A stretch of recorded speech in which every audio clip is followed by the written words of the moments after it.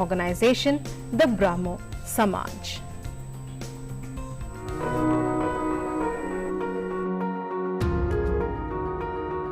Today is the day when a great son of India was martyred in the fight for freedom way back in the year 1771. He was Ondiveeran Pagadai, the one-man army from Tamil Nadu. Ondiveeran was one of the first warriors to rebel against the East India Company. He was born in Sankarankovil of Tenkasi district of Tamil Nadu. He was the commander-in-chief of Boolidevan's army, who ruled Tirunelveli area. East India Company acquired the revenue collecting rights of southern Tamil Nadu from the Nawab of Arcad. Boolidevan and his lieutenant Ondiveeran refused to accept the British domination. Ondiveeran led the army and fought many battles with the British and won them all. மகிமை கொண்ட மண்ணின் மீது எதிரிகளின் கால்கள்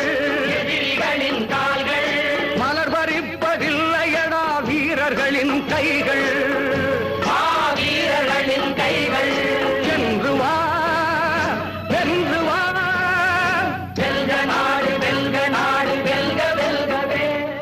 During one of the wars, the East India Company arrested Boolidevan from his fort and beheaded him.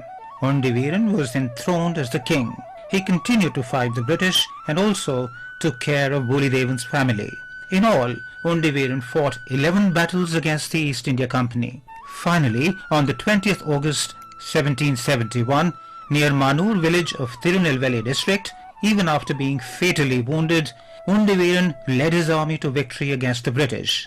But after the war, the fearless warrior succumbed to injuries. Today, a memorial has been built at Manur, beckoning the coming generations to pause and ponder on the life of the great warrior.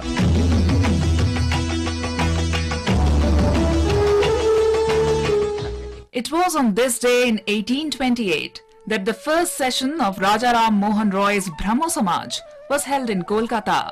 Rajaram Mohan Roy was a pioneer social reformer in India who paved the way for progress in India under British rule.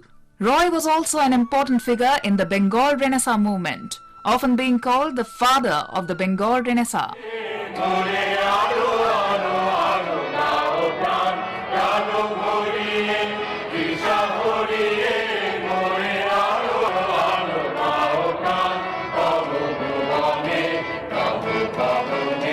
The Brahmo Samaj is credited with being one of the most important reform movements in India, which led to the foundation of modern India.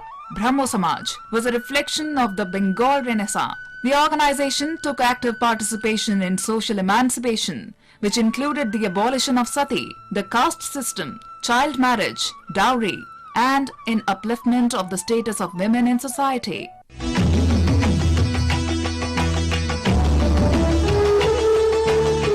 Ever since the beginning of a political movement against the British government, leaders had been demanding constitutional reforms. Dadabhai Nauroji had already put forward the idea of Swaraj in the annual session of Congress held at Calcutta in 1906. Also, during the First World War, the Home Rule League movement was gaining momentum throughout the country. To satisfy popular demand, Edwin Montagu, then Secretary of State for India, made a declaration in the British Parliament on this day in 1917, defining the goal of British policies in India. This came to be known as the August Declaration. The August Declaration aimed at increasing association of Indians in administration with a view to the progressive realization of responsible governance in India. The declaration proposed to provide a dominion status to India after the Second World War. However, the leaders in India criticized the reforms as people demanded complete independence and not just a dominion status. The declaration was criticized in a session held at Calcutta in December 1917. Bal Gangadhar Tilak also characterized the reforms as unworthy and disappointing, a sunless dawn. This report, however, became the basis of the Government of India Act 1919, which remained the cornerstone of governance till India's independence in 1947.